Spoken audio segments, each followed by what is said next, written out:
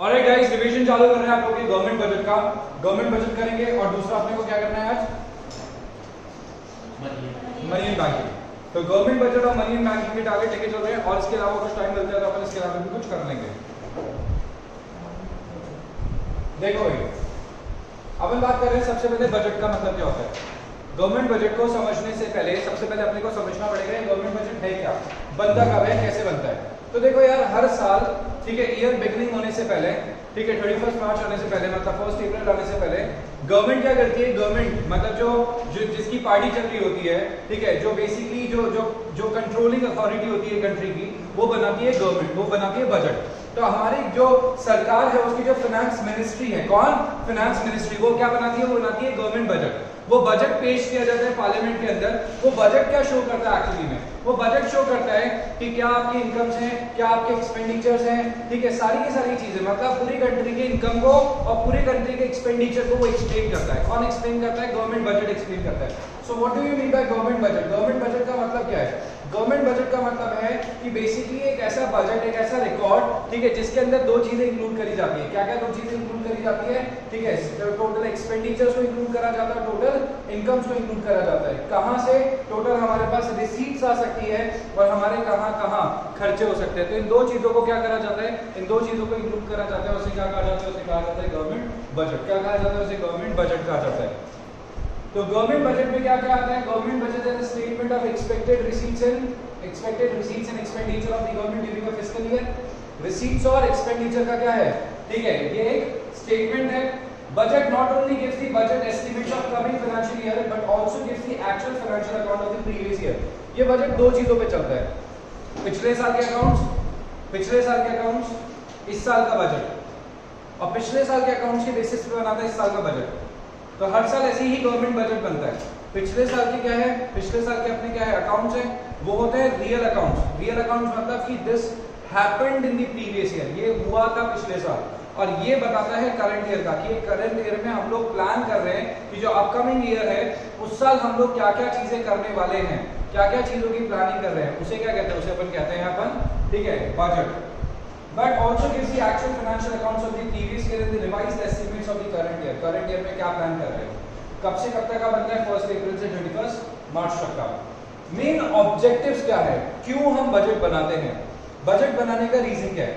तो बजट बनाने का सबसे पहला रीजन होता है redistribution of income and wealth. Redistribution of income and wealth, redistribution of income and wealth का मतलब होता है डिस्ट्रीब्यूशन फंक्शन। क्या होता है redistribution of income and wealth का मतलब, डिस्ट्रीब्यूशन फंक्शन। तो इसका सबसे इंपॉर्टेंट जो पार्ट होता है वो होता है डिस्ट्रीब्यूशन फंक्शन। डिस्ट्रीब्यूशन फंक्शन का मतलब क्या होता है कि जो गवर्नमेंट है वो किस तरीके से डिस्ट्रीब्यूशन करती है वो समझो। अमीरों से पैसा लेके गरीबों को बांटना, it's called as redistribution function.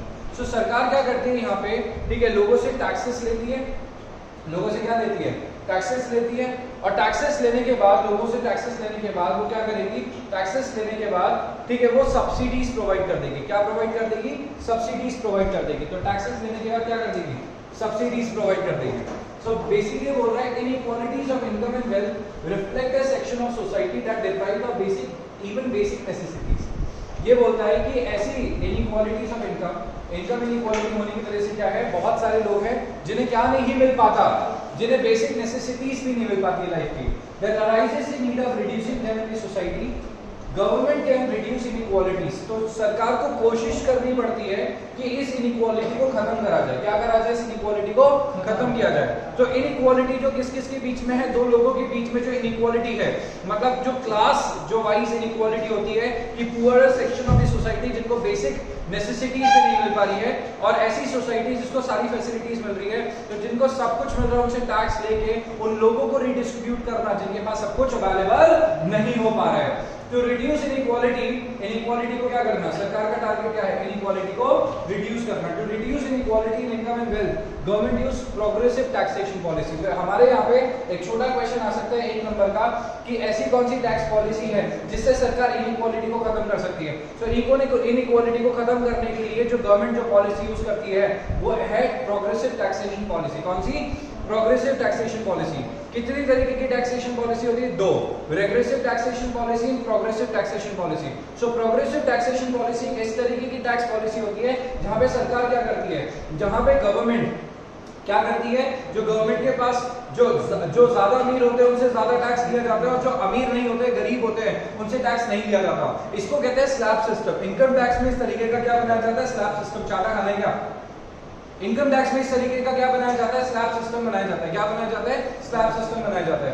5 lakh तक जो इंडिया में कमाते हैं ना, मतलब वैसे तो देखो स्लैब 2.5 लाख है, बट फिर भी क्या है 25 लाख जो 2.5 लाख और कमाता है, मतलब 5 लाख तक जो कमाता है ना, उसको ऊपर टैक्स नहीं देना पड़ता, उसको टैक्स नहीं देना पड़ता। तो यानी कि यहाँ पे टैक्स स्लैब इस तरीके का बना हुआ है कि जो इंसान 5 लाख तक की इनकम अर्न कर रहा है, कितने तक की, 5 लाख तक की इनकम अर्न कर रहा है, उसे क्या नहीं देना, उसे टैक्स नहीं देना है। समझ गए क्या? तो whosoever earning, how much in India, whosoever earning, ठीक है, below 5 lakh is not required to pay tax। सरकार उसे टैक्स फ्री कर देती है। और जो ज्यादा कमाते हैं उनके 10% टैक्स, 20% टैक्स, 30% टैक्स, इस तरीके से उनके ऊपर ज्यादा टैक्स लगता है। तो जो बहुत ज्यादा अर्निंग्स करते हैं उन पे टैक्सेस बहुत ज्यादा चार्ज किए जाते हैं। जो बहुत ज्यादा अर्निंग करते हैं 30% उन्हें 25% 30% टैक्स देना पड़ता है। तो जो ज्यादा कमाता है उसे ज्यादा टैक्स, और वो डिस्ट्रीब्यूट हो जाएगा किसके बीच में, गरीबों के बीच में। The government can charge higher rate of tax from higher income groups by imposing higher rate of taxation and higher rate on goods and service purchased by the rich। तो अब देखो होता क्या है, जैसे एग्जांपल समझना।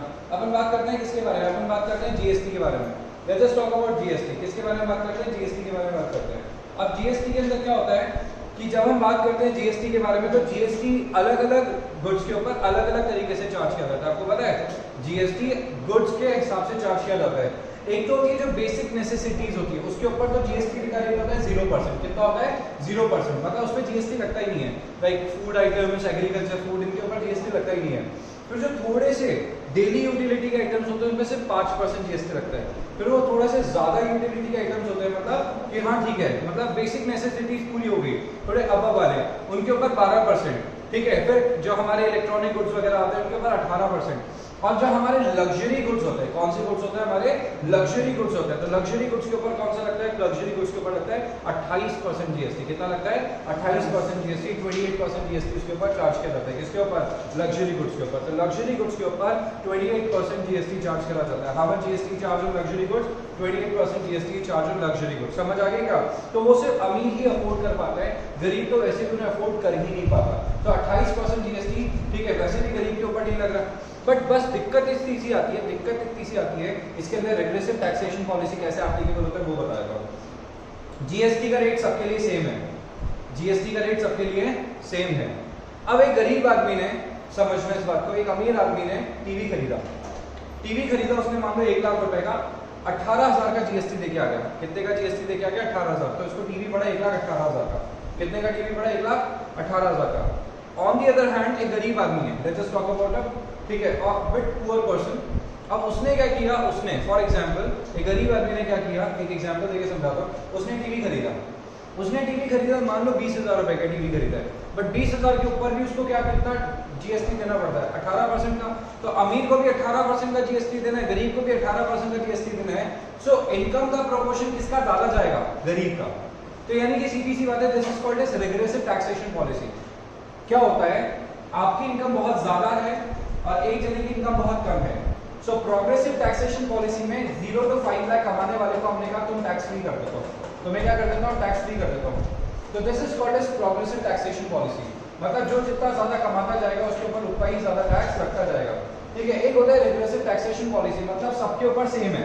तो अगर आपने 20,000 का कोई सामान खरीदा, whosoever you are, you are a rich person, you are a poor person, आपको इसके ऊपर मान लो 18% का जीएसटी देना है। तो 20,000 का 18% कितना होता है, 3600 रुपए। तो आपको ये गुड पड़ेगा 23,600 का। अब आप अमीर हो तो आपको 3600 रुपए एक्स्ट्रा देने में कोई फर्क नहीं पड़ेगा, बट आप गरीब हो तो आपके ऊपर ये 3600 रुपए का बर्डन ज्यादा आएगा। इमेजिन करो एक बंदा है, महीने का सिर्फ 15,000 रुपए कमाता है, 2 महीने में कितना कमाए, 30,000 कमाए, घर के लिए टीवी लेके आया, 23,600 रुपए चले गए। और वहीं पे एक बंदा है, उसने सोचा एक ठीक है छोटे रूम में एक टीवी लगाना है, एक छोटा टीवी लगाना है, उसने 20,000 का टीवी खरीदा। अब 20,000 का टीवी खरीदा तो उसकी इनकम है 1 लाख रुपए महीने की, उसके सिर्फ 3600 रुपए एक्स्ट्रा गए तो उसको कोई फर्क भी नहीं पड़ा। तो उसकी तो 1 महीने की इनकम भी पूरी नहीं गई, 1 महीने की इनकम का भी जस्ट 1/4 गया। सो यानी कि उसका प्रोपोर्शन बहुत कम था, उसके प्रोपोर्शन बहुत कम था, बट गरीब आदमी के ऊपर प्रोपोर्शन बहुत ज्यादा लग गया। इसको कहते हैं अपन क्या, रिग्रेसिव टैक्सेशन पॉलिसी। समझ आ गई क्या, बोलो भाई क्या कहते हैं इसे अपन, रिग्रेसिव टैक्सेशन पॉलिसी। आगे देखो क्या लिखा है इसके अंदर। नेक्स्ट है reallocation of resources, allocation function. Reallocation of resources मतलब होता है एलोकेशन फंक्शन। तो पहला तो देखो कौन सा हो गया, पहला तो अपन ने पढ़ा डिस्ट्रीब्यूशन फंक्शन। कौन सा? Distribution function. तो गवर्नमेंट का जो रोल होता है वो क्या क्या होता है गवर्नमेंट का रोल? गवर्नमेंट यहाँ पे क्या क्या काम करती है, ऑब्जेक्टिव्स क्या है इसके,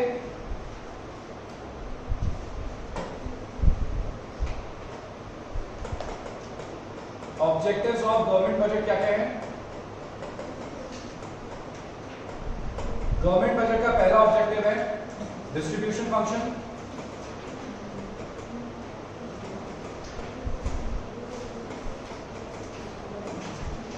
ठीक है, एक पैराग्राफ दे देगा, बोलता है ये कौन सा ऑब्जेक्टिव है बता दो। दूसरा है एलोकेशन फंक्शन, दूसरा है एलोकेशन फंक्शन।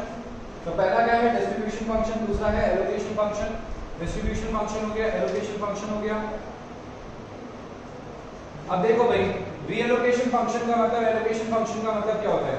एलोकेशन फंक्शन का मतलब है reallocation of resources in a manner that there is a balance between goals of profit and profit maximisation, goals of profit maximisation and social welfare. सरकार क्या करती है, हमेशा ध्यान रखती है कि सोशल वेलफेयर, ठीक है, और किसके बीच में? सोशल वेलफेयर के बीच में और दूसरा प्रॉफिट मैक्सिमाइजेशन के बीच में क्या रहे, एक बैलेंस मेंटेन रहे। क्या मेंटेन रहे? इन दोनों के बीच में एक बैलेंस हमेशा इन दोनों के बीच में मेंटेन होना चाहिए।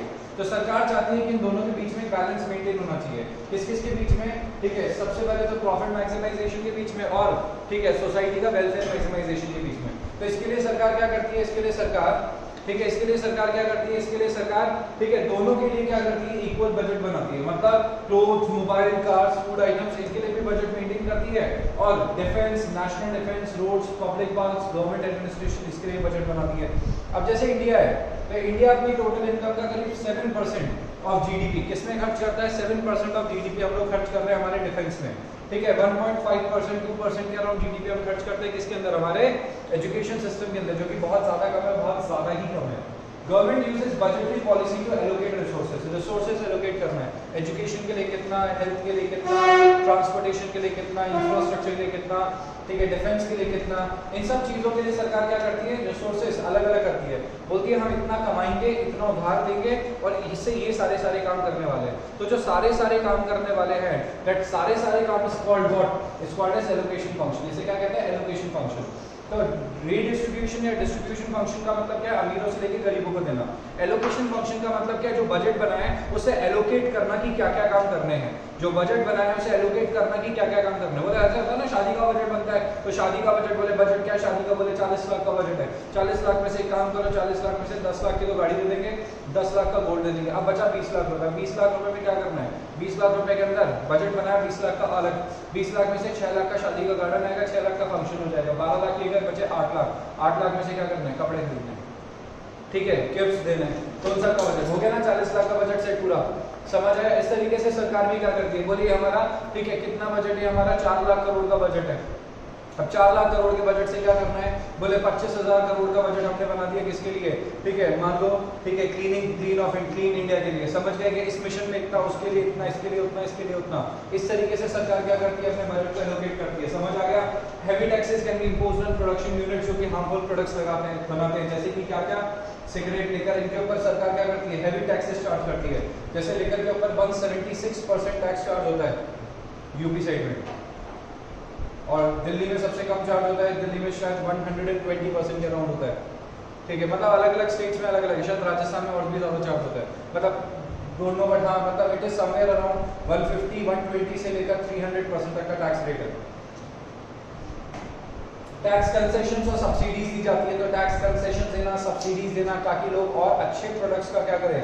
प्रोडक्शन कर सके। समझ गया क्या? जैसे सोलर सेल्स है, सोलर एनर्जी है, तो उसके लिए क्या है? सोलर पैनल्स के ऊपर 30% गवर्नमेंट सब्सिडी होती है। कितनी होती है? 30% गवर्नमेंट सब्सिडी। और अगर आप अपने घर पे सोलर पैनल्स लगाते हो और 1 लाख रुपए का लगाए, तो 70,000 का ही पड़ेगा सरकार से वो आपको। समझ गए क्या? There are certain goods and services in which the private sector shows little interest. Private sector interest दिखाता ही नहीं है। जैसे रोड बनाना, डैम बनाना, ब्रिजेस बनाना, प्राइवेट सेक्टर क्या करेगा? क्यों बनाएगा? क्यों स्वच्छ भारत मिशन पे काम करेगा? हालांकि आजकल प्राइवेट सेक्टर को कंपलसरी कर दिया कि उनको करना पड़ेगा, बट फिर भी देखा जाए तो प्राइवेट सेक्टर तो करता नहीं, तो इसके लिए किसको खर्चा करना पड़ता है? गवर्नमेंट को ही खर्चा करना पड़ता है। तो government can undertake to production of these goods and services, alternatively can encourage private sector को भी दे सकती है कि टैक्स कंसेशन और सब्सिडी को ये काम कर दो। नेक्स्ट है इकोनॉमिक स्टेबिलिटी।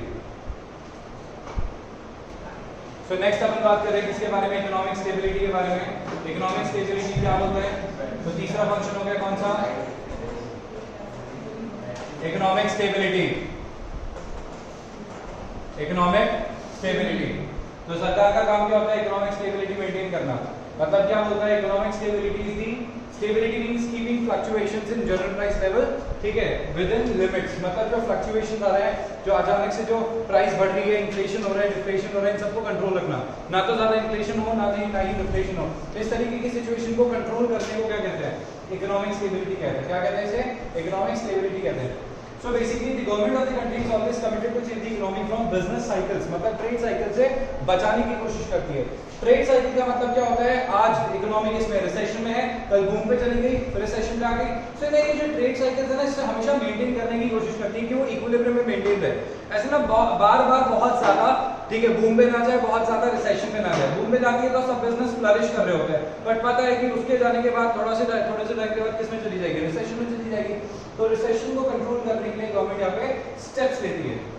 तो गवर्नमेंट बजट क्या करता है? इन्फ्लेशन और डिफ्लेशन को कंट्रोल करने की कोशिश करता है। हालांकि होते ऑब्जेक्ट है, बट ऐसे हो नहीं पाते सरकार से, ठीक है, क्योंकि हर चीज आप देख सकते हो इन्फ्लेशन 20% से राइज कर रहा है। इन्फ्लेशन डबल डिजिट में, वो भी 20% के अराउंड हो चुका है। हर चीज 20% से इंक्रीज हो चुकी है।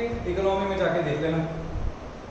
Government can bring stability in economy that is avoiding fluctuation in the prices through taxes and expenditure. जहां पे सरकार को लगता है कोई चीज बहुत सस्ती हो गई, लगा देगी टैक्स, और जहां पे सरकार को लगता है कोई चीज बहुत महंगी है तो दे देगी क्या? सब्सिडी, खर्चा कर देगी वहां पे। तो उससे अचानक से क्या होगा? डिमांड आएगी तो ठीक है, रेट्स कम हो जाएगी। तो इन्फ्लेशन में क्या कर देती है सरकार? रिड्यूस कर देती है अपना एक्सपेंडिचर, क्योंकि इन्फ्लेशन है, महंगाई है, सब लोगों के पास बहुत पैसा है, पैसा बहुत खर्च कर रहे हैं, सरकार खर्चा करने का कर देगी, कम कर देगी, ठीक है। इससे अल्टीमेटली क्या होगा? अल्टीमेटली चीजें एक्सपेंसिव होगी तो लोगों के पास इनकम कम होगी, इनकम कम होगी तो लोग खर्चा करना रोकेंगे, सेविंग्स पे ध्यान देंगे। तो overall employment in the price. और दूसरा, अगर डिफ्लेशन है तो डिफ्लेशन के केस में सरकार क्या करेगी? खूब टैक्सेस कम कर देगी, एक्सपेंडिचर्स को बढ़ा देगी, ताकि लोगों के हाथ में पैसा आ जाए।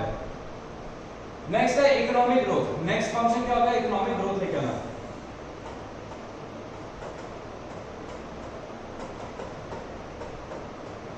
क्या लेके आना? इकोनॉमिक ग्रोथ लेके आना। तो गवर्नमेंट बजट का क्या पर्पस होता है? ताकि जनरेशन ऑफ सेविंग्स कर सके, लोगों के अंदर आदत डालें कि सेविंग्स करो। तो सरकार इसके लिए ना अलग अलग चीजें लेके आती है, अलग अलग इंस्ट्रूमेंट्स लेके आती है। बोलती है नेशनल सेविंग सर्टिफिकेट लेके आई, सरकार बोलती है, ठीक है, सरकार बोलती है कि आप पैसा इन्वेस्ट कर दो यहाँ पे, आपका पैसे पे टैक्स नहीं लगेगा। तो इस तरीके की स्कीम्स लेके आती है। इससे लोगों के अंदर क्या क्या आता है? इससे लोगों के अंदर आता है कि हमें सेविंग्स करना चाहिए, पैसा बचाना चाहिए। लोग अगर सेविंग्स करेंगे तो सेविंग्स करेंगे, इन्वेस्टमेंट करेंगे, कंजम्पशन करेंगे, कैपिटल फॉर्मेशन करेंगे। इससे अल्टीमेटली क्या होगा? कंट्री का ग्रोथ होगा। क्या होगा? कंट्री का ग्रोथ होगा। इकोनॉमिक ग्रोथ इंप्लाइज है सस्टेनेबल रियल जीडीपी। अगर इकोनॉमिक ग्रोथ होगी तो रियल जीडीपी बढ़ेगी और हमेशा के लिए बढ़ेगी। Increase in the volume of goods and services produce in the economy. The government provides tax rebates and other incentives, ठीक है, for the productive ventures. Tax incentives provide करती है सरकार। जैसे जो नया बिजनेस चालू करता है, जो नया आजकल, ठीक है, एक तरीके से स्टार्टअप इंडिया चालू कर रहा है, स्टार्टअप इंडिया स्कीम के अंदर, तो सरकार उसे क्या देती है? कई सारे टैक्स बेनिफिट्स देती है। बोले 5 साल तक टैक्स मत दे। तो सरकार क्या करती है? स्पेंड करती है पैसा किसके ऊपर? इंफ्रास्ट्रक्चर के ऊपर। जितना बेटर इंफ्रास्ट्रक्चर, उतनी ज्यादा ग्रोथ के चांसेस हो जाते हैं। जितना अच्छा इंफ्रास्ट्रक्चर होगा, आपके लिए कमाना उतना ही आसान हो जाएगा। आप सोचो, इंफ्रास्ट्रक्चर अच्छा है, कम्युनिकेशन अच्छा है, ट्रांसपोर्टेशन अच्छा है, तो हम कहीं से भी कहीं पे भी क्या कर सकते हैं? डील कर सकते हैं। कहीं से भी कहीं पे भी क्या कर सकते हैं? हम लोग कहीं से भी कहीं पे बिजनेस कर सकते हैं। सो बिजनेस करना ना बड़ा आसान हो जाता है इसकी वजह से। So government expenditure is a major factor that generates demand for different types of goods and services. Government sector वो है जो different types of goods and services के लिए क्या करता है? डिमांड क्रिएट करता है। However, before planning such expenditure, rebates and subsidies should check the rate of inflation and tax rate. तो सरकार ये सब डिसाइड करने से पहले क्या देखती है? रिबेट्स कितना देना है, इन्फ्लेशन कितना है, डिफ्लेशन कितना है, कंडीशंस को देख के फिर डिसाइड करेगी। नेक्स्ट आता है मैनेजिंग पब्लिक एंटरप्राइजेस। सबको पता है पब्लिक एंटरप्राइजेस किसके कंट्रोल में रहती है?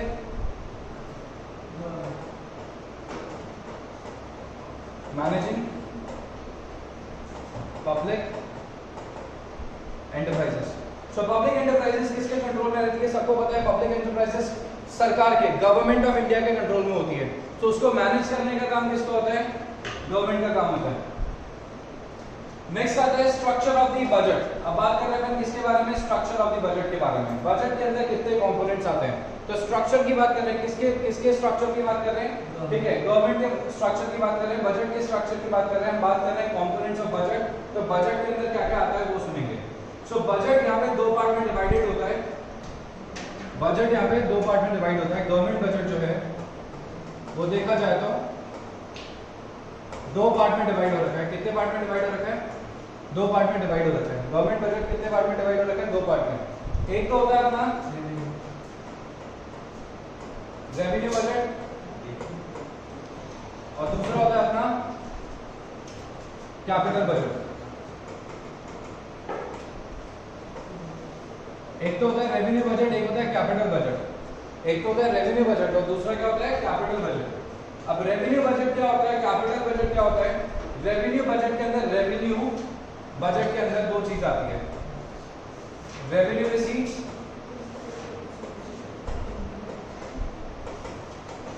और दूसरा आता है रेवेन्यू एक्सपेंडिचर।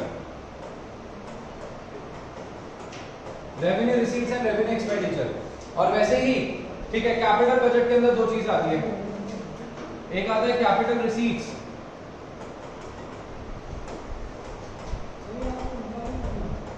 और दूसरा आता है कैपिटल एक्सपेंडिचर। तो देखा जाए तो दो तरीके के क्या होते हैं? दो तरीके के बजट होते हैं गवर्नमेंट के अंदर, revenue budget and capital budget. कौन कौन से बजट होते हैं? Revenue budget and capital budget.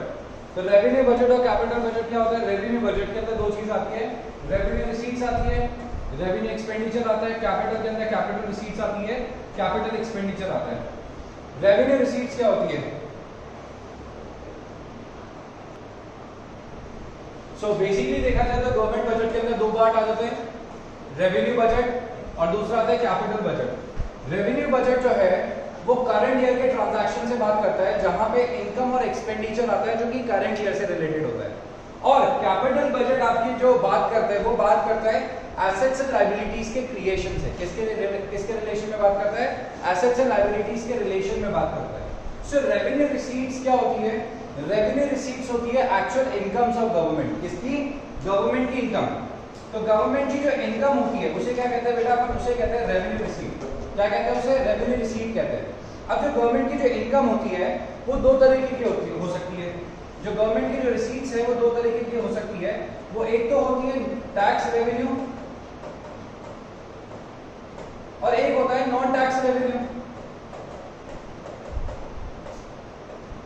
तो सरकार के पास दो तरीके से कमाइयां आती है, एक तो आती है टैक्स से और दूसरी आती है नॉन टैक्स से। अब टैक्स भी कितने तरीके का होता है? टैक्स भी होते हैं दो तरीके के। टैक्स भी होते हैं दो तरीके के, एक होता है डायरेक्ट टैक्स, एक होता है indirect tax. So direct tax होता है, दूसरा होता है इनडायरेक्ट टैक्स। तो टैक्स रेवेन्यू दो तरीके के होते हैं, डायरेक्ट टैक्स और इनडायरेक्ट टैक्स। टैक्स रेवेन्यू दो तरीके का कौन कौन सा होता है? डायरेक्ट टैक्स होता है, दूसरा होता है इनडायरेक्ट टैक्स।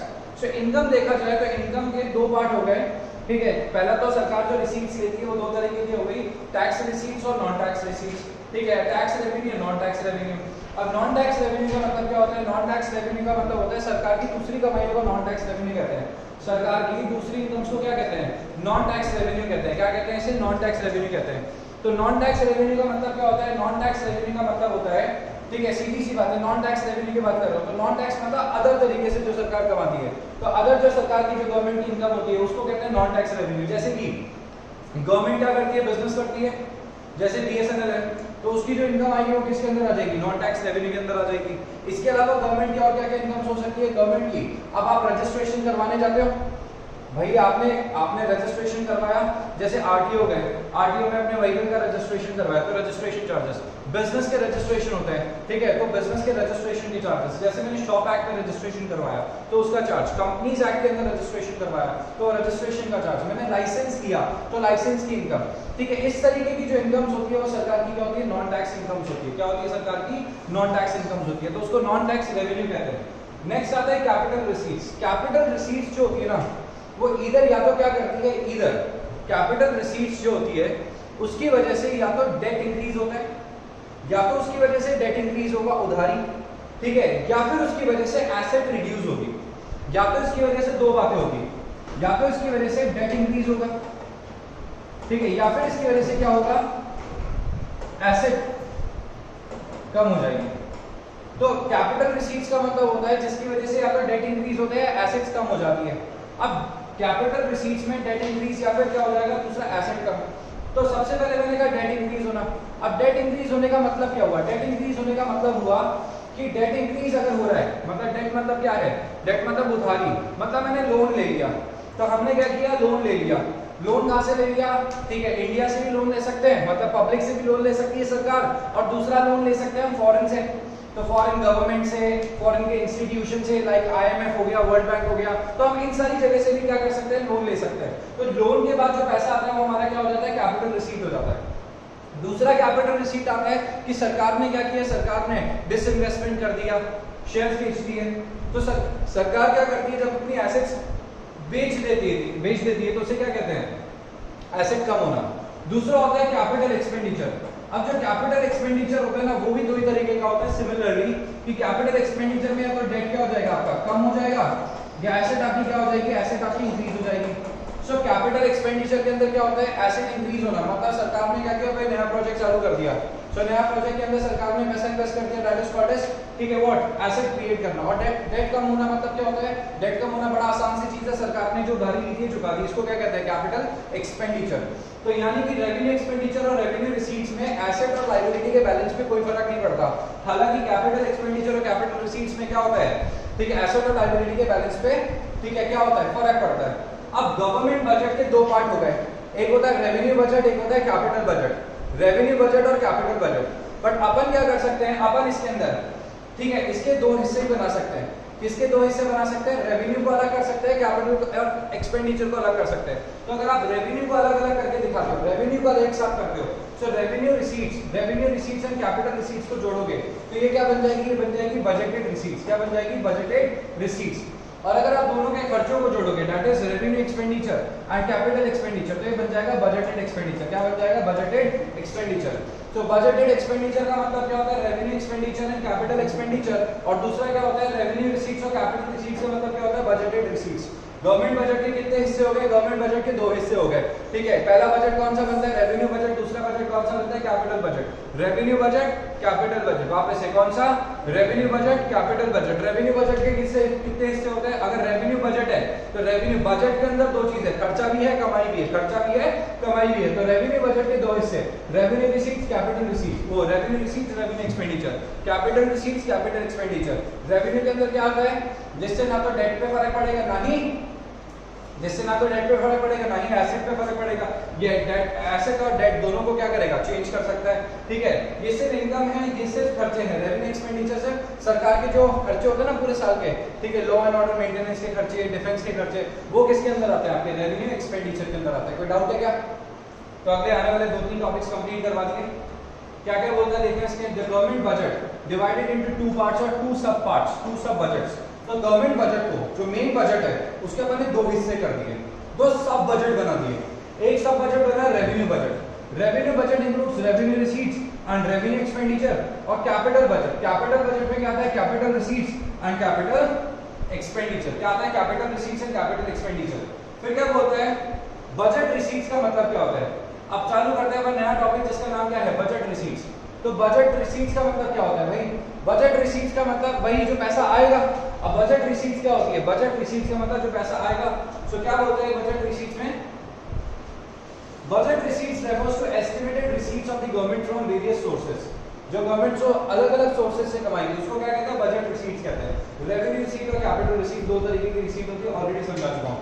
बजट रिसीट क्या होती है, दो हिस्से होते हैं, रेवेन्यू रिसीट और कैपिटल रिसीट। रेवेन्यू रिसीट दो कौन सी होती है, tax revenue, non tax revenue. Tax होता है डायरेक्ट टैक्स, इनडायरेक्ट टैक्स। और कैपिटल रिसीट्स क्या होती है, borings, disinvestment, small savings, recovery of loans, ठीक है। ये क्या होती है, कैपिटल रिसीट्स। तो कैपिटल रिसीट्स होती है चार तरीके की। कौन सी, बोरिंग्स मतलब उधारी लेना, ठीक है। डिसइन्वेस्टमेंट मतलब क्या होता है, एसेट बेचना। स्मॉल सेविंग्स किससे ले लेते हैं, पब्लिक से, स्मॉल सेविंग्स ले लेते हैं। तो small savings is like public से उधारी लेना, ठीक है। और लास्ट आता है रिकवरी ऑफ लोन, सरकार ने जो लोन दे रखा है उसको वापस क्या करना, रिकवर करना। अब बात करते हैं अपन रेवेन्यू रिसीट्स के बारे में। किसके बारे में, रेवेन्यू रिसीट्स के बारे में। रेवेन्यू रिसीट क्या है? वो मॉनेटरी रिसीट्स, वो monetary income which neither creates a liability nor reduction in asset। देखा मैंने बोला था ना आपको, ना तो क्या करेगा, ना तो ये लाइबिलिटी क्रिएट करेगा, ना ही एसेट इससे कम होगी, ना तो लाइबिलिटी क्रिएट करेगा, ना ही इससे एसेट कम होगी। तो ना तो लाइबिलिटी क्रिएट हो रही है, ना ही इससे एसेट कोई कम हो रही है, ना तो लाइबिलिटी क्रिएट हो रही है, ना एसेट रिड्यूस हो रही है। कंपोनेंट्स और सोर्सेज ऑफ रेवेन्यू रिसीट्स देखना। Revenue receipts are classified into two heads. Revenue receipt को दो पार्ट में डिवाइड कर रखा है। पहला कौन सा है? ठीक है, अच्छा रेवेन्यू रिसीट्स ना तो क्या करती है, देख लो, neither creates a liability nor reduces an asset. अब पहला तो होता है टैक्स रेवेन्यू। कौन सा होता है? Tax revenue. दो तरीके के रेवेन्यूज होते हैं, एक तो होता है टैक्स रेवेन्यू, एक तो होता है कौन सा? टैक्स रेवेन्यू, और दूसरा कौन सा होता है? ठीक है, नॉन टैक्स रेवेन्यू। अब टैक्स का मतलब क्या है? टैक्स का मतलब वो कंपलसरी पेमेंट जो आपको गवर्नमेंट को देना ही पड़ेगा। तो tax is a compulsory payment of government without expectation of direct benefit of the tax payers. Direct benefit नहीं मिलता टैक्स पेयर्स को इसका। आपने जो टैक्स पे किया है उसका आपको कभी भी डायरेक्ट बेनिफिट नहीं मिलेगा। आपने टैक्स ज्यादा पे किया तो आपके घर के बाहर ज्यादा डेवलपमेंट है, आपने टैक्स कम पे किया तो आपके घर के बाहर कम डेवलपमेंट है, ऐसा कुछ नहीं होता। ठीक है, टैक्स के ऊपर डिपेंड नहीं करता। टैक्स आप कितने दे तो आपको कोई डायरेक्ट बेनिफिट नहीं मिलेगा। क्या नहीं मिलेगा? डायरेक्ट बेनिफिट नहीं मिलता। आपके लिए सरकार खर्चा नहीं करेगी सिर्फ। दूसरा होता है types of taxes, direct taxes और इनडायरेक्ट टैक्सेस। डायरेक्ट टैक्स का मतलब जिसका बर्डन आप क्या नहीं कर सकते, शिफ्ट नहीं कर सकते, आप ही के ऊपर है, आप ही को पे करना पड़ेगा। और दूसरा क्या होता है? इनडायरेक्ट टैक्स, जिसके बर्डन को आप क्या कर सकते हो, शिफ्ट कर सकते हो। मतलब आपके ऊपर बर्डन है तो आपके बर्डन को आप क्या कर सकते हो, शिफ्ट कर सकते हो दूसरे पर्सन को। ठीक है, तो उसे क्या कहते हैं? उसे अपन कहते हैं इनडायरेक्ट टैक्स। ठीक है, डायरेक्ट टैक्स अपने को खुद को पे करना है, मतलब अपन क्या है, जैसे for example income tax is a direct tax, अपने को खुद को पे करना होता है। बट इनडायरेक्ट टैक्स में क्या होता है? जैसे जीएसटी है तो अपन उसे शिफ्ट कर सकते हैं। मतलब रेस्टोरेंट में आपने खाना खाया बट आपने क्या करा, किसी और को वो टैक्स पे, मतलब टैक्स कौन पे करेगा? दैट रेस्टोरेंट ओनर ही क्या कर रहा है, टैक्स पे कर रहा है। तो आपसे पैसा लेके रेस्टोरेंट ओनर क्या करेगा, टैक्स का पेमेंट देगा। सो वो क्या बन जाता है? वो अपना बन जाता है इनडायरेक्ट टैक्स। क्या बन जाता है? इनडायरेक्ट टैक्स बन जाता है। तो डायरेक्ट टैक्स और इनडायरेक्ट टैक्स के बीच में डिफरेंस दे रखा है, ये आपका होमवर्क रहेगा, आप इसे घर जाके लिख कर लेना। Non tax revenue. Non tax revenue का मतलब क्या होता है? Non tax revenue are those receipts which are received from the source other than the taxes. Taxes के अलावा सरकार की जो कमाई होती है उसे क्या कहते हैं बेटे? Non tax revenue. अब नॉन टैक्स रेवेन्यू सोर्सेस क्या है देखना। सबसे पहले फीस। गवर्नमेंट क्या करती है? अलग अलग चीजों की फीस लेती है। जैसे क्या क्या? Registration of marriage, birth and death certificates बनाने के, passport fees, court fees, tuition fees in school etcetera सरकार की होती है ना, सरकार के गवर्नमेंट स्कूल्स होते हैं वहां पे। लाइसेंसेस एंड परमिट्स, अगर आपको लाइसेंस जैसे होता है ना गाड़ी पे लिखा होता है ऑल इंडिया, ठीक है, परमिट, वो गाड़ी पूरी इंडिया में जा सकती है। और राजस्थान परमिट, पूरे राजस्थान में गाड़ी ट्रैवल कर सकती है। मतलब अपनी गाड़ी, प्राइवेट कार्स की बात नहीं कर रहा हूँ मैं, टूरिस्ट वाली कार की बात कर रहा हूँ। बसेस के ऊपर लिखा होता है। सो बेसिकली क्या है, ये इनको क्या करना पड़ता है? लाइसेंसेस मिलते हैं, परमिट मिलते हैं। ठीक है, आपको जमीन से आपको कुछ एक्सट्रैक्शन करना है, उसका आपको पैसा देना पड़ता है। सो बेसिकली इन सब चीजों के बारे में बात करता है। नेक्स्ट आता है एसचीट। एसचीट का मतलब होता है जब कोई पर्सन जो होता है जिसकी डेथ हो जाती है और उसकी फैमिली में कोई नहीं था, तो उसकी प्रॉपर्टी का कोई ओनर नहीं है, तो प्रॉपर्टी किसकी हो जाएगी? सरकार की हो जाएगी। किसकी हो जाएगी? सरकार की हो जाएगी। समझ गए क्या? वो प्रॉपर्टी किसकी हो जाती है? सरकार की हो जाती है। क्लियर हो गया? उसको क्या कहते हैं? उसे कहते हैं एसचीट। क्लेम नहीं करता तो क्लेम है नहीं कोई फैमिली में, तो कोई क्लेम नहीं कर रहा तो सरकार ले जाएगी। Special assessment. स्पेशल असेसमेंट का मतलब क्या होता है? एक्चुअली बहुत ही स्पेशल केस है। मतलब जैसे एक एग्जांपल देता हूँ, आपके घर के बाहर की जो जमीन है, मान लो घर के बाहर सरकार ने कोई बड़ा प्रोजेक्ट चालू किया, उसकी वजह से जो आपकी जमीन की जो कीमतें थी वो बहुत ज्यादा बढ़ गई। जमीन की जो कीमत थी वो बहुत ज्यादा इंक्रीज हो गई। मतलब वहां पे पहले 10-20 हजार रुपए गज का भाव चल रहा था, अभी वहां पे सरकार के डेवलपमेंट लाने की वजह से 3 लाख रुपए गज का भाव हो गया।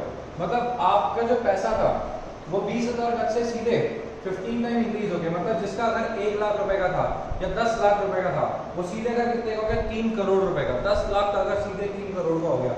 तो सरकार ने क्या किया? सरकार ने इतना वहाँ पे ह्यूज डेवलपमेंट कर दिया। ठीक है, जैसे वहाँ पे क्या कर दिया सरकार ने? वहाँ पे बहुत बड़ी रोड बना दी, बड़े प्रोजेक्ट्स लेके आके गवर्नमेंट। सो इस तरीके से अगर आपका प्राइस बढ़ जाता है जमीन का, तो सरकार आपको बोल सकती है कि हमारी वजह से आपकी प्रॉपर्टी का इतना ज्यादा वैल्यूएशन इंक्रीज हुआ है, तो आपको इस पर क्या करना पड़ेगा? आपको इस पर कुछ चार्जेस हमें पे करने पड़ेंगे। या फिर अगर आप चाहते हो कि हम इस तरीके का डेवलपमेंट करें, तो आपको हमें कुछ चार्जेस पे करने पड़ेंगे। तो सरकार इस तरीके से क्या कर सकती है? डेवलपमेंट करने के बाद ठीक है कुछ पैसा मांग सकती है, वो that is called special assessment. Fines and penalties, income tax में रिटर्न नहीं फाइल करी, पेनल्टी लग गई।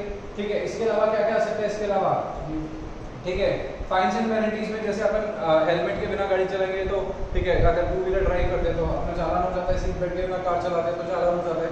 ठीक है, तो वो चीज़ इनकम फ्रॉम पब्लिक एंटरप्राइजेस बता ना, जो सरकार की एंटरप्राइजेस होती है वो। गिफ्ट्स एंड ग्रांट्स, ठीक है, जैसे ठीक है इंटरनेशनल गिफ्ट्स एंड ग्रांट्स बनती है अपने को, तो वो इनकम हो जाती है। इंटरेस्ट, सरकार ने अगर कहीं किसी को लोन दे रखा है, जैसे सरकार क्या करती है, स्टेट गवर्नमेंट को लोन देती है, सेंट्रल गवर्नमेंट स्टेट गवर्नमेंट को फंड्स देती है, तो उसके ऊपर इंटरेस्ट चार्ज करती है। नेक्स्ट आता है कैपिटल रिसीट। कैपिटल रिसीट क्या होती है? कैपिटल रिसीट या तो क्या वो लायबिलिटी क्रिएट करेगी या रिडक्शन कर देगी एसेट्स के अंदर। कंपोनेंट क्या क्या होते हैं? इधर क्रिएट्स अ लायबिलिटी और रिड्यूसेस एन एसेट्स। पहला आता है बोरिंग्स। बोरिंग्स कहां से कर सकते हो? Government can borrow from open market, मतलब लोगों से, पब्लिक से, ठीक है, रिजर्व बैंक ऑफ इंडिया से, इंटरनेशनल ऑर्गेनाइजेशन से या फॉरेन गवर्नमेंट से। Borrowings by the government are capital receipts as borrowings create the liability of the government. Capital receipts है, लायबिलिटी क्रिएट करती है, समझ गए क्या है? कैपिटल रिसीट्स है, लायबिलिटी क्रिएट करती है।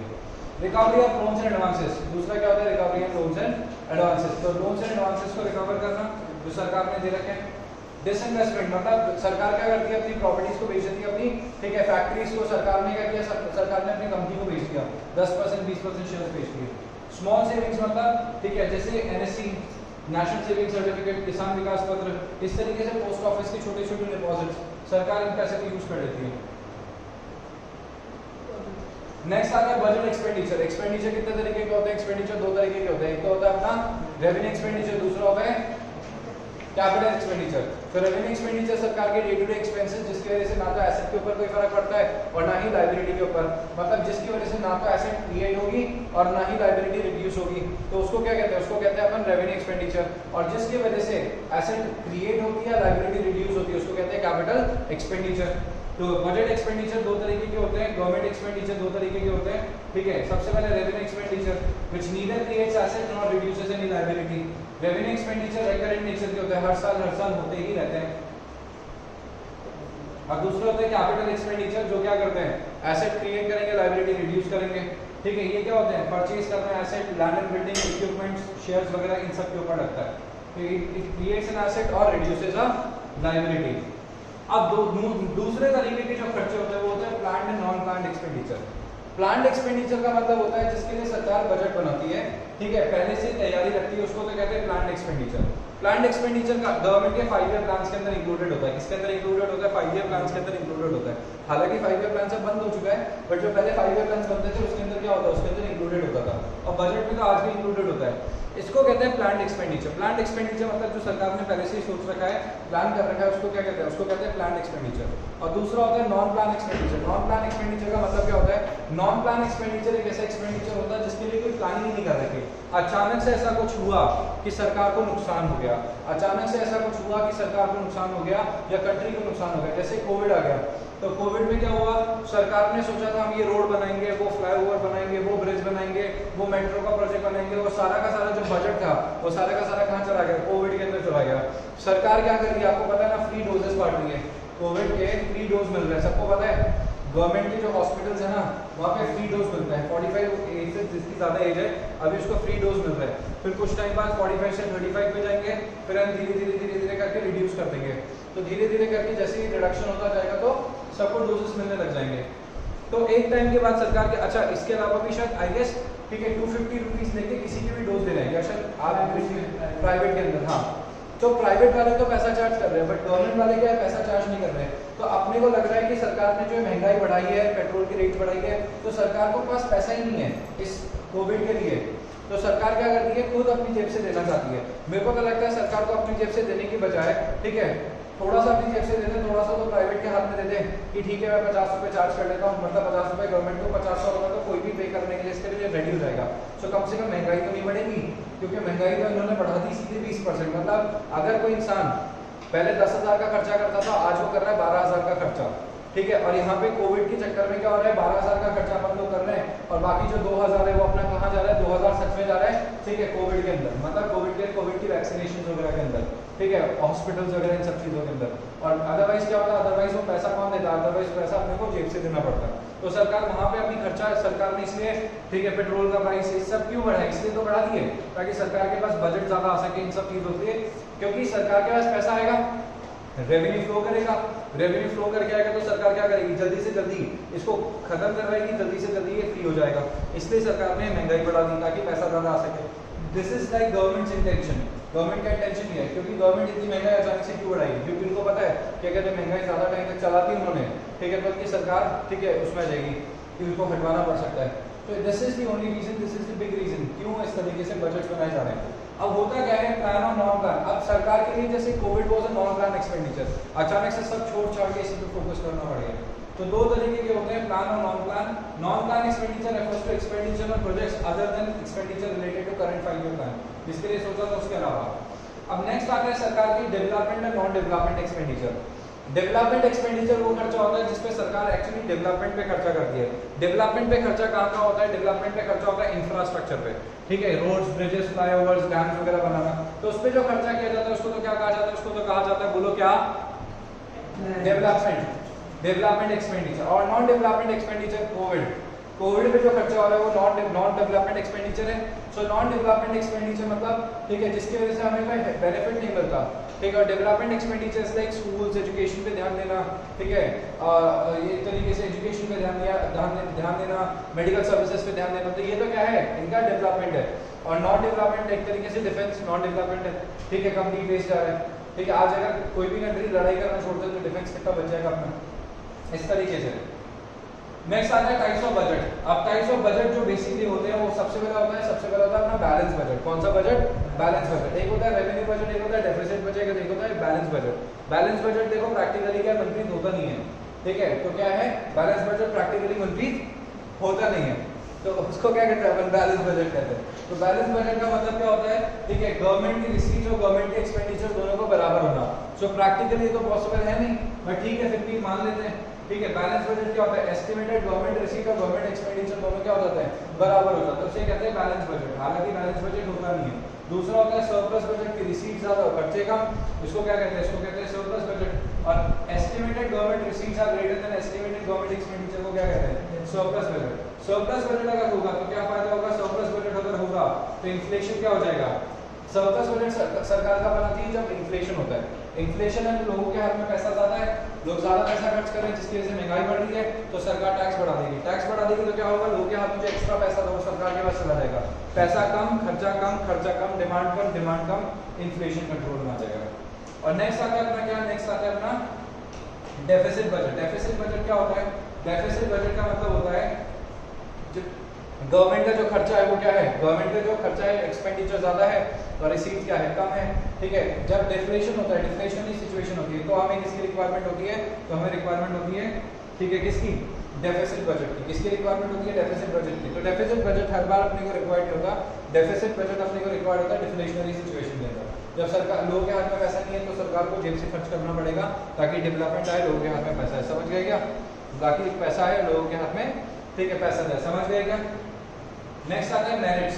इकोनॉमिक ग्रोथ आएगी, वेलफेयर प्रोग्राम्स के ऊपर सरकार खर्चा करेगी, this is desired during the period of deflation. सबकी रिक्वायरमेंट होती है, डिफ्लेशन के अंदर रिक्वायर्ड होता है। नेक्स्ट आता है बजट डेफिसिट।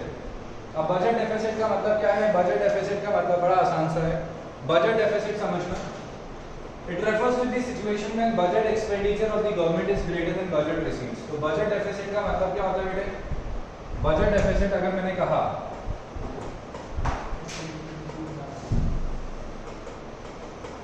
तो गवर्नमेंट का जो टोटल रिसीट्स है, ठीक है, और टोटल एक्सपेंडिचर, तो total expenditure is greater then total receipts. तो टोटल एक्सपेंडिचर का मतलब क्या होता है, capital expenditure plus revenue expenditure, ये दोनों क्या है, ग्रेटर है capital receipt and revenue receipt से। तो इसे क्या कहते हैं, इसे तो कहते हैं अपन बजट डेफिसिट। क्या कहते हैं इसे, बजट डेफिसिट कहते हैं। तो बजट डेफिसिट का मतलब क्या होता है, ठीक है, capital expenditure plus revenue expenditure is greater then what, is greater then capital receipt plus revenue receipt. तो इन दोनों से क्या है, ये ज्यादा है, इसको क्या कहते हैं, इसको अपन कहते हैं बजट डेफिसिट। क्या कहते हैं इसे, बजट डेफिसिट। तो बजट डेफिसिट मतलब budgeted expenditure that is revenue expenditure plus capital expenditure minus, ठीक है, budget receipt that is revenue receipt plus capital receipt. जब टोटल एक्सपेंडिचर क्या है, total expenditure greater than total receipt है, तो उसे क्या कहेंगे अपन, बजट डेफिसिट। क्या कहेंगे, क्या, हाँ, बजट डेफिसिट। तो types of budget deficit, budget deficit तीन तरीके के होते हैं। बजट डेफिसिट कितने तरीके के होते हैं, तीन। ये बहुत ज्यादा इंपॉर्टेंट है। बजट डेफिसिट तीन तरीके का होता है, revenue deficit, fiscal deficit and primary deficit. Revenue deficit, fiscal deficit and primary deficit. तो तीन तरीके के होते हैं, कौन कौन से? ठीक है, रेवेन्यू, फिस्कल एंड प्राइमरी। सबसे पहले अपन बात करते हैं रेवेन्यू डेफिसिट। सबसे आसान कौन सा? Revenue deficit. बजट डेफिसिट के तीन हिस्से, पहला कौन सा? Revenue deficit. पहला कौन सा? Revenue deficit.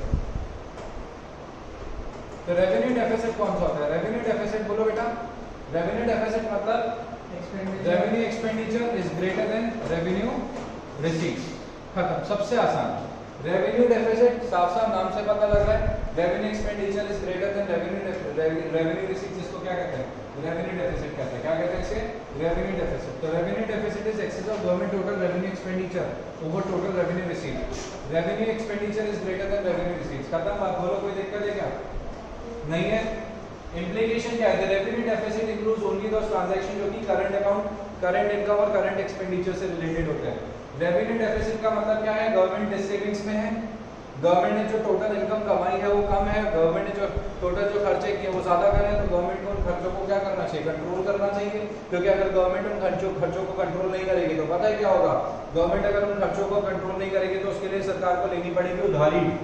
उधारी लेनी पड़ेगी मतलब क्या करना पड़ेगा? ठीक है, कैपिटल रिसीट। कैपिटल रिसीट मतलब उधारी ऐसे नहीं आती, ब्याज के साथ आती है। किसके साथ आती है? ब्याज के साथ। तो सरकार को उस पर क्या चुकाना पड़ेगा? इंटरेस्ट चुकाना पड़ेगा। तो इंटरेस्ट चुकाएगी तो ऑलरेडी क्या है? रेवेन्यू डेफिसिट है। और इंटरेस्ट क्या होता है? Revenue expenditure. तो इससे ऑलरेडी क्या है? ऑलरेडी डेफिसिट है और एक्सपेंडिचर इंक्रीज हो जाएगा तो सरकार को इसके लिए वेस्टफुल एक्सपेंडिचर हो गया। ठीक है, गवर्नमेंट को इसके लिए बजट को कंट्रोल में लाना चाहिए। समझ आ गई क्या? Measures to reduce revenue deficit. खर्चा रोक दो, टैक्स रेज कर दो। नेक्स्ट क्या आता है? Fiscal deficit. Fiscal deficit again a very important topic. Fiscal deficit क्या है? Again a very important topic है। फिस्कल डेफिसिट का मतलब क्या होता है? सेकंड देखेंगे। Fiscal deficit, fiscal deficit. Fiscal deficit का मतलब क्या हुआ? फिस्कल डेफिसिट का मतलब हुआ कि fiscal deficit is excess of total expenditure. आ गया भैया टोटल एक्सपेंडिचर आपका। क्या आ गया? टोटल एक्सपेंडिचर आ गया। अब टोटल एक्सपेंडिचर, अब आपको पता है ना टोटल एक्सपेंडिचर के कितने हिस्से होते हैं? टोटल एक्सपेंडिचर के दो हिस्से होते हैं। कौन कौन से दो हिस्से होते हैं? कौन कौन सा बोला? रेवेन्यू एक्सपेंडिचर और कैपिटल एक्सपेंडिचर। तो देखा जाए तो टोटल एक्सपेंडिचर के दो हिस्से होते हैं, revenue expenditure and capital expenditure. है बोलो जरा, नहीं समझ आया क्या? नाराज हो गए क्या मुझसे? Capital expenditure and revenue expenditure. तो दो तरीके के एक्सपेंडिचर्स होते हैं। टोटल एक्सपेंडिचर है बेटा दो तरीके के होते हैं, ठीक है, कैपिटल और रेवेन्यू। ये तो आ गया अपने को। एक्सक्लूडिंग बोरिंग्स क्या बोलते हैं? Over total receipts excluding borings, ठीक है, माइनस टोटल रिसीट्स। इसमें से टोटल रिसीट्स माइनस कर देना। ये टोटल रिसीट्स का मतलब क्या है? दोनों तरीके के रिसीट्स, ठीक है। कौन कौन से दोनों तरीके के? Capital receipt and revenue receipt. तो रेवेन्यू रिसीट तो पूरा आ जाएगा, मगर कैपिटल रिसीट के अंदर से बोरिंग्स नहीं आएगी, एक्सेप्ट बोरिंग्स। तो यानी कि अगर देखा जाए तो बजट डेफिसिट का मतलब क्या होता है? बजट डेफिसिट का मतलब होता है टोटल एक्सपेंडिचर, ठीक है, माइनस टोटल रिसीट्स, यस और नो। और अगर देखा जाए तो फिस्कल डेफिसिट का भी मतलब क्या होता है? Total expenditure minus total receipt, but दोनों के बीच में जो डेफिशिएंसी का डिफरेंस है वो होता है बोरिंग्स का। किसका? बोरिंग्स का। यानी कि आप ये बोल सकते हो कि जो फिस्कल डेफिसिट है ना वो किसके बराबर होता है? बोरिंग्स के बराबर होता है। किसके बराबर होता है? बोरिंग्स के बराबर होता है। किसके बराबर होता है? बोरिंग्स के बराबर। तो fiscal deficit is always equals to borrowings, क्योंकि सरकार को जो यहाँ पे कमी आती है सरकार उसको पूरा करने के लिए, बजट को बराबर बनाने के लिए, क्योंकि बजट तो देखो बराबर ही बनेगा, आखिरी में जाके बजट तो देखो बराबर ही बनेगा, सीधी सी बात है। आप खुद सोच के देख लो, अगर आपका बजट बराबर नहीं हुआ तो क्या होगा? मैंने एक छोटा सा एग्जांपल दिया था शादी वाला। शादी में खर्चा करने के लिए 40 लाख रुपए चाहिए, सारा बजट बना लिया और पता लगा कि 45 लाख का खर्चा हो गया, 5 लाख ऊपर चला गया बजट। अब 5 लाख की भरपाई करने के लिए क्या करेंगे? उधारी लेंगे। आपकी जेब में 40 लाख थे, 50 लाख 45 लाख खर्च हो गए, तो 5 लाख की क्या दोस्तों को फोन करके, भाइयों को फोन करके, यार वो थोड़े पैसे भिजवाना कम पड़ गए, ठीक है, तो उन्होंने उधारी दिए, 5 लाख रुपए की उधारी ली। कितने की उधारी ली है? 5 लाख रुपए की उधारी ली। समझ रहे हो क्या बात को मैं क्या समझा रहा हूँ? कि बेटे 5 लाख रुपए की उधारी लेके आए हो अभी आप लोग, कितने की? 5 लाख की। तो 5 लाख की उधारी क्या है? बोरिंग्स। सो बोरिंग्स मतलब क्या है? ये रहा total expenditure minus total revenue except borrowings. Borrowings के अलावा सरकार बजट मैच कराएगी क्या नहीं कराएगी?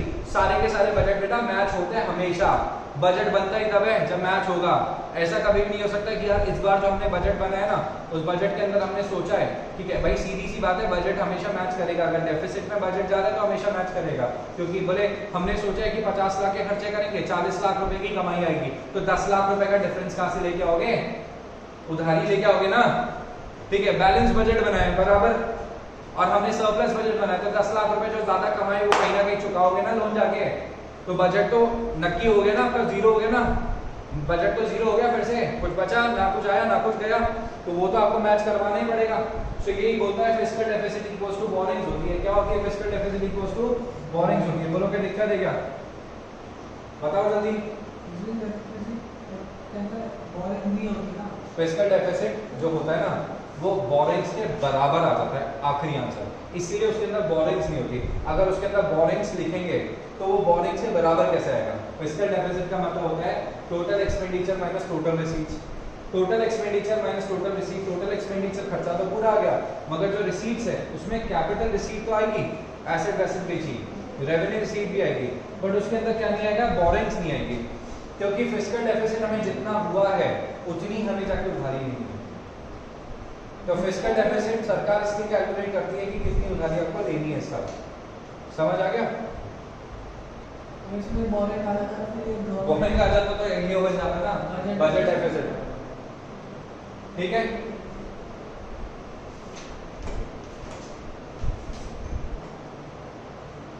Fiscal deficit is the difference between government total expenditure and it's total receipts excluding borings, ठीक है। तो फिस्कल डेफिसिट का मतलब क्या है? टोटल एक्सपेंडिचर माइनस, ठीक है, revenue receipts plus non debt creating capital receipts. Fiscal deficit मतलब टोटल एक्सपेंडिचर और budget expenditure minus total receipts और बजटेड रिसीट्स, ठीक है। या फिर non debt creating receipt those which do not raise to debt which are not borrowings, recovery of loans disinvestments, ये तो आ सकता है, बट क्या नहीं आ सकता? बोरिंग्स नहीं आ सकती। फिस्कल डेफिसिट किसके बराबर होती है? The fiscal deficit will have to be financed through borrowings. जो भी fiscal deficit हुआ है वो किसके थ्रू फाइनेंस करेंगे? Borrowings के through. Thus it indicates the total borrowing required on the government from all sources. सरकार को और कितना उधार चाहिए ये वही बताता है। तो can there be a fiscal deficit in government budget without a revenue deficit? ये बोलते हैं क्या कभी ऐसा हो सकता है कि fiscal deficit सरकार को इस बार ना हो, but fiscal deficit है, but revenue deficit नहीं है? क्या ऐसे कोई possibilities है? तो सुनो भाई, ऐसा होता है कि जब हम बात करते हैं किसके बारे में? फिस्कल डेफिसिट के बारे में।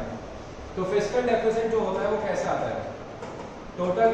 Total expenditure minus total receipts except borrowings.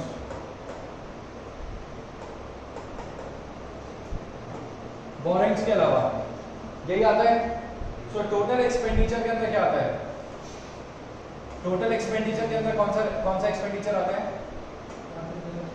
Capital expenditure है, रेवेन्यू एक्सपेंडिचर। और टोटल रिसीट्स के अंदर क्या आता है? Capital receipt and revenue receipt, यही आता है। और इससे पहले मैंने देखा था रेवेन्यू डेफिसिट। तो रेवेन्यू डेफिसिट हो गया। अब रेवेन्यू डेफिसिट हुआ तो आपको उसके लिए क्या करना पड़ेगा? रेवेन्यू डेफिसिट हुआ तो उसको फाइनेंस के लिए आपको क्या करना पड़ेगा? बोरिंग्स लेनी पड़ेगी। बट होता क्या है, कल को अगर आपको रेवेन्यू डेफिसिट नहीं हुआ, रेवेन्यू डेफिसिट की जगह सरप्लस आ गया, क्या आ गया? सरप्लस आ गया।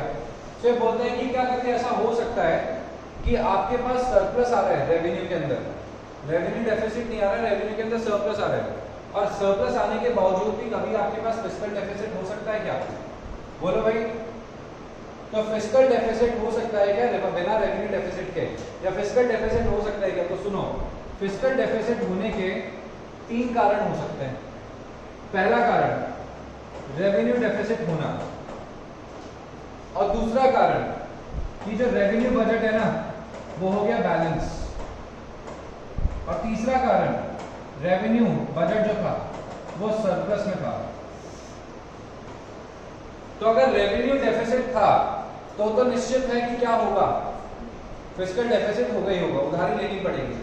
बट अगर रेवेन्यू बैलेंस जो है, रेवेन्यू बजट जो है वो बैलेंस हो गया, तो रेवेन्यू बजट अगर बैलेंस हो गया तो इसका मतलब क्या है कि रेवेन्यू रिसीट किसके बराबर? रेवेन्यू एक्सपेंडिचर के बराबर, ये तो हो गई बराबर। मगर इस साल नुकसान ये हुआ कि जो अपनी कैपिटल रिसीट थी वो कम है और कैपिटल एक्सपेंडिचर ज्यादा है। सो कैपिटल रिसीट कम, कैपिटल एक्सपेंडिचर ज्यादा, तो हो गया ना कैपिटल के अंदर क्या डेफिसिट आ गया भाई, कैपिटल के अंदर डेफिसिट आ गया। तो ये बोलता है कि क्या फिस्कल डेफिसिट हो जाएगा ओवरऑल देखोगे तो भाई, ओवरऑल देखोगे तो कैपिटल डेफिसिट, ये फिस्कल डेफिसिट होगा कि नहीं होगा। समझ पा रहे हो क्या बोल रहा हूं मैं भाई। फिस्कल डेफिसिट होने के 3 कारण हैं। पहला तो क्या है, रेवेन्यू डेफिसिट हुआ, तो रेवेन्यू डेफिसिट होते ही फिस्कल डेफिसिट हो गया। बट दूसरा बोलता है कि रेवेन्यू रिसीट और रेवेन्यू एक्सपेंडिचर तो बराबर है, मगर कैपिटल के अंदर डेफिशिएंसी आ गई। तो कैपिटल के अंदर डेफिशिएंसी आ गई तो ओवरऑल डेफिशिएंसी हो गई ना भाई। ये दोनों तो बराबर हैं, यहाँ पे डेफिशिएंसी है, ये दोनों तो बराबर है, यहाँ पे डेफिशिएंसी है, तो डेफिशिएंसी आ गई ना ओवरऑल, हाँ या नहीं भाई। 2 मैच खेले आपने, एक मैच में बराबर और दूसरे मैच में इंडिया जीत गई, तो ओवरऑल कौन जीता? इंडिया जीती हुई मानी जाएगी, यस और नो? या बोलता है कि दोनों के रिजल्ट को बराबर कर दो, ठीक है। तो एक मैच में इंडिया ने बनाए 500 और पाकिस्तान ने बनाए 400, ठीक है। दूसरे मैच में, ठीक है, या दूसरे मतलब दूसरी इनिंग्स में, ठीक है, इंडिया ने बनाए मान लो 200 और पाकिस्तान ने भी बनाए 200, तो जीतेगा कौन? इंडिया। ओवरऑल इंडिया एक चीज में तो आगे निकल गई ना। उसी तरीके से रेवेन्यू रिसीट और रेवेन्यू एक्सपेंडिचर तो दोनों तो हो गए बराबर, दोनों तो हो गए बराबर, मगर कैपिटल रिसीट और कैपिटल एक्सपेंडिचर में खर्चे में डिफरेंस आ गया, और डिफरेंस ये आया कि कैपिटल एक्सपेंडिचर ज्यादा हो गया। तो इन दोनों का टोटल करेंगे तो overall total receipt will be less than total expenditure, yes और नो? एक्सपेंडिचर ज्यादा है तो टोटल एक्सपेंडिचर ज्यादा होगा क्या? तो टोटल एक्सपेंडिचर ज्यादा है, तभी तो बेटा मैंने कहा कि सिंस आपका टोटल एक्सपेंडिचर ज्यादा है तभी तो आपके यहाँ पे क्या आ चुका है, फिस्कल डेफिसिट। यही तो फिस्कल डेफिसिट के कारण है। और दूसरा क्या आता है? दूसरा आता है अपने, ठीक है, revenue budget equals to surplus. अगर रेवेन्यू बजट में क्या आ रहा है आपके? सरप्लस आ रहा है। रेवेन्यू बजट में क्या आ रहा है आपके पास? सरप्लस आ रहा है। समझ रहे हो? रेवेन्यू बजट में सरप्लस का मतलब क्या है? रेवेन्यू बजट के अंदर सरप्लस का मतलब हो गया कि आपके पास रेवेन्यू बजट है, पैसा पड़ा है आपके पास, यू हैव रेवेन्यू बजट, मतलब सरप्लस पड़ा है आपके पास। मगर इस साल क्या हुआ, आपके कैपिटल एक्सपेंडिचर जो था ना वो इतना ज्यादा हो गया कि उसने सरपास कर दिया प्रॉफिट्स या सरप्लस ऑफ रेवेन्यू रिसीट्स। मतलब रेवेन्यू बजट क्या है? रेवेन्यू बजट जो है उसके अंदर रेवेन्यू रिसीट क्या है? ज्यादा है रेवेन्यू एक्सपेंडिचर से। कितना है ये? मान लो ये है 100 और ये है 80, तो ये ज्यादा हो गया इससे, ये ज्यादा हो गया। मगर आपका जो कैपिटल एक्सपेंडिचर है वो कैपिटल एक्सपेंडिचर था 50 और कैपिटल रिसीट जो था आपका वो था सिर्फ 20 या 10। कैपिटल रिसीट कितना है? सिर्फ 10 है, और कैपिटल एक्सपेंडिचर कितना है? 50। तो बताइए जरा इसके अंदर टोटल रिसीट कितना आएगा? बोलो टोटल रिसीट कितना हुआ? इधर ध्यान दो, बताइए।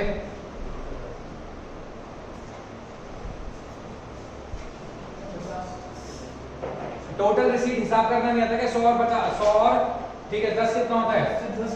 110। और टोटल एक्सपेंडिचर कितना है? 130। तो टोटल एक्सपेंडिचर 130, मतलब यहाँ पे तो रेवेन्यू में तो हमारे पास सरप्लस आ रहा है, सरकार ने कमाया है, बट खर्चे हमारे ऑलरेडी इतने ज्यादा हो गए, कैपिटल एक्सपेंडिचर हमारा इतना ज्यादा हो गया, कैपिटल रिसीट हमारा इतना कम था। तो इस वजह से क्या हुआ? इस वजह से हमारा ओवरऑल क्या आ गया? ओवरऑल टोटल, ठीक है, expenditure is greater then total receipts, ठीक है। तो इसकी वजह से हमारे पास क्या आ गया? इसकी वजह से हमारे पास फिर से डेफिशिएंसी आ गई। समझ गए क्या? फिर से क्या आ गई? डेफिशिएंसी। क्या? कौन सा सरप्लस? रेवेन्यू बजट बोला ना, रेवेन्यू बजट सरप्लस में ये बोला ना, रेवेन्यू रिसीट 100 है, रेवेन्यू एक्सपेंडिचर 80 है, तो इसमें तो 20 का सरप्लस ही आ रहा है। इसमें 20 का सरप्लस आ गया, इसमें 40 की डेफिशिएंसी आ गई, तो 20 तो प्लस में है, 40 नेगेटिव है, तो ओवरऑल नेगेटिव कितना हो गया? 20 हो गया ना। समझ आ गया? ओके। तो फिस्कल डेफिसिट किसके बराबर होती है? फिस्कल डेफिसिट बोरिंग्स के बराबर होती है, ठीक है। और मैंने ये बता दिया can there be a fiscal deficit in government budget without a revenue deficit? Answer आएगा yes, it is possible, but 2 reasons में। रेवेन्यू बजट क्या है? बैलेंस्ड है, और कैपिटल बजट में क्या है? डेफिसिट है। और दूसरा क्या है? There is a surplus in revenue budget, but deficiency इतनी ज्यादा है कैपिटल बजट में जो कि ग्रेटर देन है, ठीक है, रेवेन्यू बजट के सरप्लस से भी ज्यादा। तो रेवेन्यू बजट में सरप्लस तो आया, बट कैपिटल के अंदर इतनी ज्यादा डेफिशिएंसी है कि वो उसको सरपास कर गया। फिस्कल डेफिसिट अगर होगा तो क्या नुकसान है भाई? फिस्कल डेफिसिट होगा तो डेट ट्रैप, एक तो बुरे वाले डेट में फंस जाओगे, उधारी, फिर उसको चुकाने के लिए और उधारी, उधारी भी तो और ब्याज और ब्याज और ब्याज और ब्याज, ब्याज ब्याज में मर जाएगा इंसान, तो क्या हो जाएगा? वो हो जाएगा डेट ट्रैप। दूसरा होता है इन्फ्लेशन। क्या होता है? इन्फ्लेशन। इन्फ्लेशन के अंदर लोग मर जाएंगे। इन्फ्लेशन का मतलब क्या होता है? महंगाई, महंगाई में लोग मर जाएंगे। इंक्रीज इन फॉरेन डिपेंडेंस, आप अल्टीमेटली किस पे डिपेंडेंट हो जाओगे? फॉरेन पे, ठीक है। दूसरी कंट्रीज पे डिपेंडेंट हो जाओगे, रेस्ट ऑफ द वर्ल्ड पे डिपेंडेंट हो जाओगे, उनसे उधारी मिलेगी वो जिस रेट पे। अब सोचो अमेरिका जैसा कंट्री, चाइना जैसा कंट्री, इंडिया अगर चाइना जैसी कंट्री से उधारी ले ले गलती से, तो चाइना जैसी कंट्री तो 4 नई रेगुलेशन और लगा देंगे इंडिया के ऊपर, अभी हमारा सामान बिकेगा इंडिया के अंदर, ये होगा वो होगा, तो 4 तरीके की कंडीशन, 4 तरीके की पॉलिसी और लगा देंगे इंडिया के ऊपर। यस और नो? फिस्कल डेफिसिट को किस तरीके से फाइनेंस किया जाता है? पहला तरीका होता है बोरिंग, उधारी लेके, और दूसरा तरीका होता है डेफिसिट फाइनेंसिंग। डेफिसिट फाइनेंसिंग का मतलब क्या होता है? नए नोट छापना, और नए नोट छापने से तो बहुत भयंकर चीज हो सकती है। जिम्बाब्वे की हालत देखी थी क्या भाई? वहाँ पे जिम्बाब्वे में $1 ट्रिलियन के नोट छप चुके हैं जिसकी कोई बात नहीं है, ठीक है। अब आता है प्राइमरी डेफिसिट। प्राइमरी डेफिसिट का मतलब क्या होता है कि जो फिस्कल डेफिसिट है ना, क्या है? Fiscal deficit. फिस्कल डेफिसिट तो पता ही है, उसमें से इंटरेस्ट का पेमेंट दे दो। क्या दे दो? इंटरेस्ट का पेमेंट दे दो। तो आपने अगर फिस्कल डेफिसिट में से इंटरेस्ट का पेमेंट दे दिया, ठीक है, तो उसको क्या कहते हैं? उसको कहते हैं प्राइमरी डेफिसिट। प्राइमरी डेफिसिट, ठीक है, का मतलब क्या होता है? प्राइमरी डेफिसिट का मतलब होता है फिस्कल डेफिसिट। फिस्कल डेफिसिट में से काम करो, इंटरेस्ट माइनस कर दो, तो इंटरेस्ट माइनस करने से पता लग जाएगा कि ये नई उधारी है। मतलब एक तो होता है उधारी की वजह से उधारी, एक होता है नई उधारी। क्या बोला मैंने? उधारी की वजह से उधारी, एक बोला नई उधारी। उधारी की वजह से उधारी, एक होता है नई उधारी। अब समझना, मैंने सौम्य को फॉर एग्जांपल 1 लाख रुपए दिए। सौम्य को मैंने कितने दिए? 1 लाख रुपए दिए। सौम्य को देखो 1,10,000, मतलब ब्याज चुकाना है 1,10,000 का। कितने को उधार चुकाना है? सौम्य को 1,10,000 का ब्याज चुकाना है। 1,10,000 जोड़ के, टोटल जोड़ के ब्याज समेत 1,10,000 होता है। सौम्य को मेरे को 1,10,000 चुकाने थे। अब सौम्य के पास 1,10,000 नहीं आए। कितने नहीं आए? 1,10,000 नहीं आए। सौम्य के पास कितने आए? सौम्य के पास आए टोटल मिला के 80,000। कितने आए? 80,000। तो सौम्य ने मेरे को कितने चुका दिए? 80,000। और सौम्य को अब उधारी कितनी लेनी पड़ेगी बाकी पैसा चुकाने के लिए? 30,000 की। तो सौम्य ने भुवनेश से 30,000 की उधारी ली। कितनी की उधारी ली? 30,000 नई उधारी ली। ओके, उस 30,000 की उधारी में से 10,000 का तो वो उधारी थी जो मेरे को ब्याज देना था, और 20,000 की एक्चुअल लोन है। समझ रहे हो क्या? जो 10,000 की एक्स्ट्रा उधारी ली, मतलब आप समझ रहे हो कि भाई आज वह ये कि इसको चुकाने कितने हैं, भाई इसको पेमेंट कितना देना है? 1 लाख और प्लस इंटरेस्ट 10,000 का।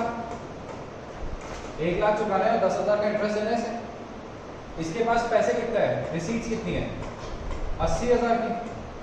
तो सिंस इसके पास सिर्फ 80,000 रुपए की रिसीट्स है, तो क्या करेगा? लोन कितना लेगा? 30,000 का लोन। हाँ या नहीं? अब 30,000 के लोन में से 10,000 क्यों लिया? क्योंकि इसको ब्याज देना पड़ा। अगर ब्याज नहीं होता, ये इंटरेस्ट फ्री लोन होता, तो सिर्फ 20,000 का चुकाता। तो एक तरीके से इसको जो नई उधारी लेनी पड़ रही है, वो तो लेनी पड़ रही है 20,000 की। किसके लिए? लोन के अमाउंट को चुकाने के लिए। और ब्याज की वजह से ब्याज जो है वो कितना है उसको हटा दो। सो प्राइमरी डेफिसिट का मतलब होता है इंटरेस्ट के अलावा, इंटरेस्ट हटा के जो आपकी कम इनकम हुई है, जो आपको सच में लॉस हुआ है, इनकम हटा के कि आपका जो सच में बोरिंग्स है, उसको तो कहते हैं अपन क्या? उसको तो कहते हैं अपन प्राइमरी डेफिसिट। क्या कहते हैं उसे? Primary deficit. तो प्राइमरी डेफिसिट का मतलब होता है जो मेरी सच की उधारी है जो मुझे लेनी पड़ेगी। और फिस्कल डेफिसिट का मतलब होता है कि उधारी, ब्याज व्याज सब मिला के क्या आपने 30,000 की टोटल उधारी ली, और 30,000 की टोटल लोन में से 10,000 को मैंने इसलिए लिया क्योंकि मुझे इससे एक्स्ट्रा ब्याज चुकाना पड़ा था, मुझे एक्स्ट्रा इंटरेस्ट देना पड़ा था, इसलिए मैंने एक्स्ट्रा उधारी ली। तो एक्स्ट्रा इंटरेस्ट की वजह से एक्स्ट्रा उधारी, तो जो एक्स्ट्रा इंटरेस्ट जो आपने दिया वो इंटरेस्ट एक बार सेट असाइड कर दो। उसके अलावा जो आपने उधारी ली है वो क्या होती है? वो होती है आपकी प्राइमरी डेफिसिट। समझ गए क्या? तो 3 तरीके के क्या होते हैं यहाँ पे डेफिसिट होते हैं। उसमें कौन कौन से डेफिसिट मैंने आपको पढ़ा दिया, ठीक है, मैंने आपको पढ़ाया। यहाँ पहले पढ़ा था रेवेन्यू डेफिसिट। रेवेन्यू डेफिसिट सबसे आसान होता होता है कौन कौन सा? रेवेन्यू डेफिसिट मतलब revenue expenditure minus revenue receipt, revenue expenditure minus revenue receipt. Fiscal deficit का मतलब क्या होता है? Total expenditure minus total receipt excluding boring, समझ गए कि एक्सक्लूडिंग बोरिंग, समझ गए। और तीसरा क्या आता है? तीसरा आता है प्राइमरी डेफिसिट, सबसे आसान। प्राइमरी डेफिसिट मतलब फिस्कल डेफिसिट जो निकाला एज इट इज आपने, उसमें से जो इंटरेस्ट आपने पे किया ना उसको हटा दो, ठीक है? तो उसको क्या कहते हैं? उसको कहते हैं प्राइमरी डेफिसिट। बोलो किसको दिक्कत आई? Done with this primary deficit, खत्म। इंप्लीकेशन ऑफ प्राइमरी डेफिसिट जो अभी समझाया मैंने आपको। प्राइमरी डेफिसिट क्या शो करता है आपको?